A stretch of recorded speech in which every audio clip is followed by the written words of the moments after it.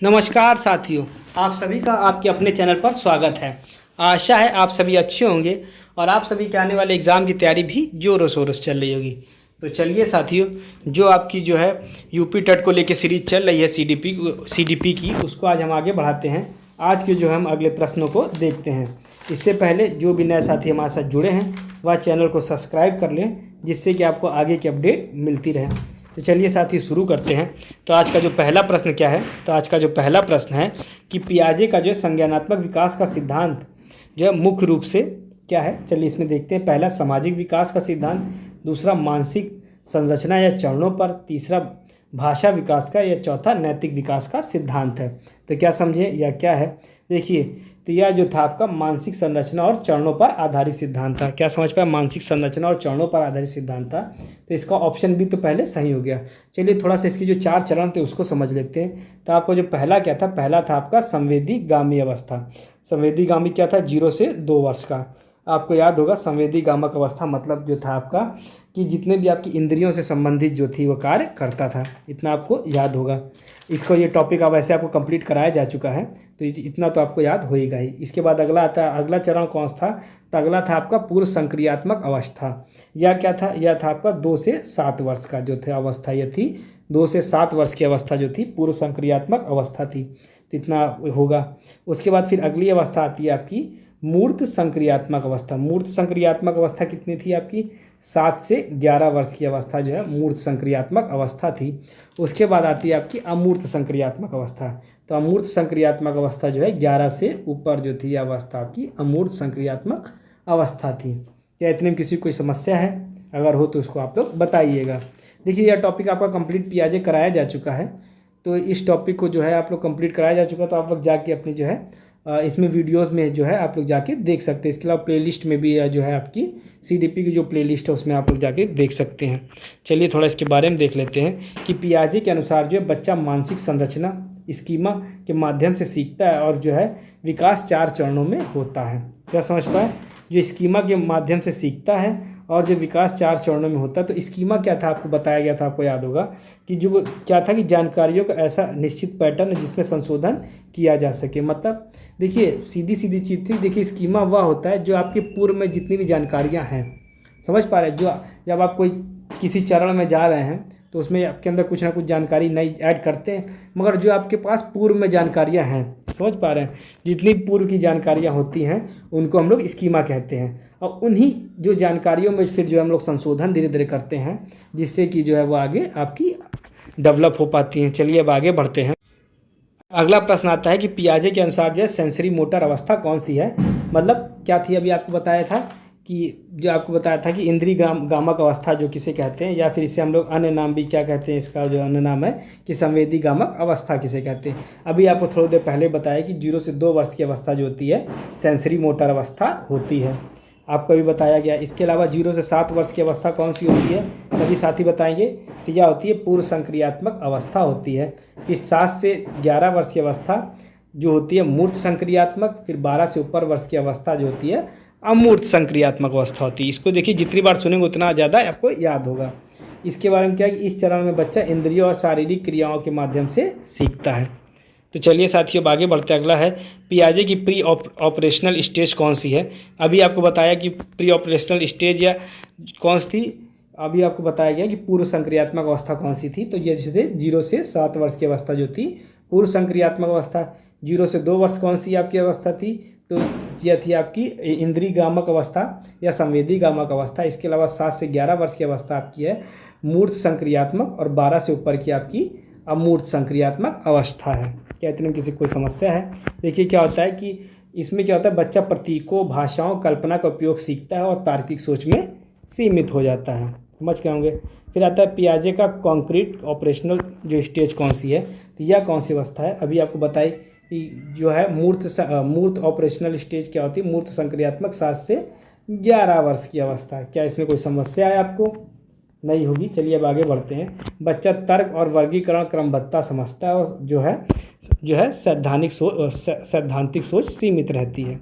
चलिए अगली आती है पियाजे का फॉर्मल ऑपरेशनल स्टेज कौन सी है। तो ये आपकी आती है 12 से ऊपर वर्ष की अवस्था जो होती है फॉर्मल स्टेज अवस्था होती है। इतना आप समझ चुके होंगे। इतने में किसी कोई समस्या है तो आप लोग कमेंट करके बताइएगा।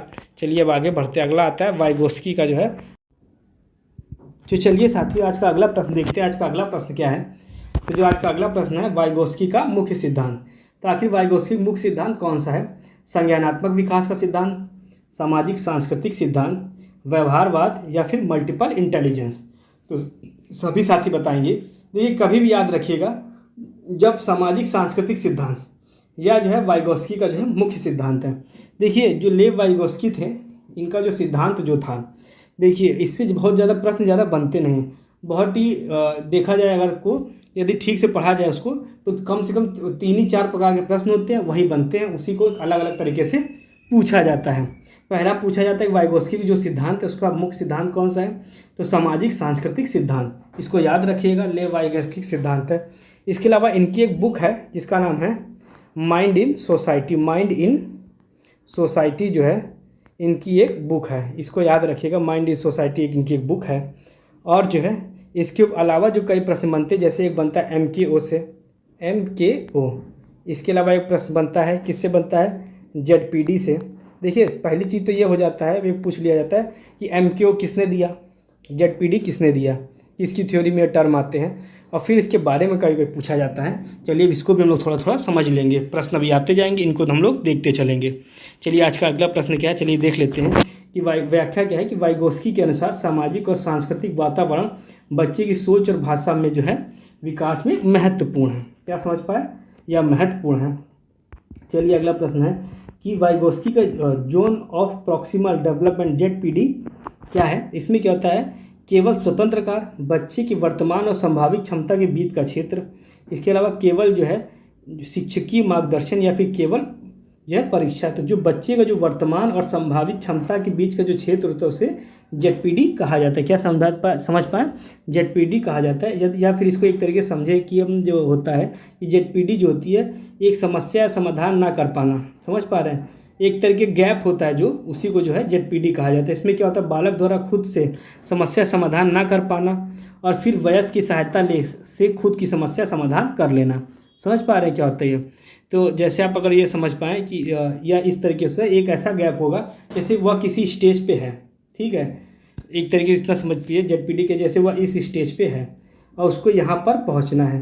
तो देखिए वह यहाँ पर पहुँचने के लिए जो होता है किसी की सहायता लेता है। समझ पा रहे हैं? तो इसे क्या कहते हैं? इसे कहते हैं हम लोग इसके फोल्डिंग कहा जाता है। इस सहायता को तो हम इसके फोल्डिंग कहते हैं, मगर ये जो गैप जो है इसी को जो है हम लोग ZPD कहा जाता है। इस जो दूरी होती है, जो गैप है, इसी को जो है हम लोग ZPD कहते हैं। क्या इतने में किसी कोई समस्या है ZPD में है?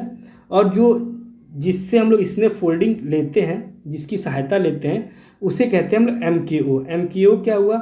MKO होता है मोर नॉलेजेबल पर्सन, जो अधिक जानकार व्यक्ति होगा उसे हम लोग जो है MKO कहते हैं। अब इतना समझिए सीधे से, जैसे कोई व्यक्ति इस स्टेज पर है, उसको इस स्टेज पर पहुंचना है, समझ पा रहे हैं?